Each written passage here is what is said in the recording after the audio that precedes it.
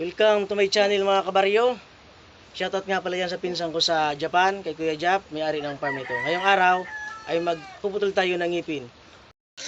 Kaya mga kabaryo, ganito po ang pagpasok ng kamay pag magpuputol ng ngipin. Ibubuka lang yung bibig, saka ipapasok yung hintuturo para lumabas yung mga kanyang mga ngipin na matatalim. Bali, tatanggalin po natin pala is 8 lahat kasi 4 sa baba, 4 sa taas.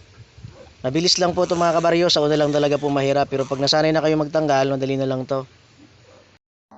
Yan mga kabaryo, tatanggalin natin yung ngipin. Unahin natin sa baba.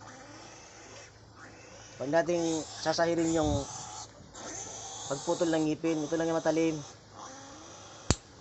Ayun, isa. Dalawa.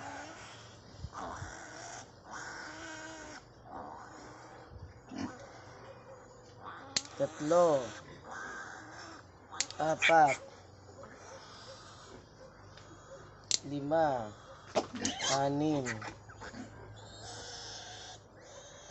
7.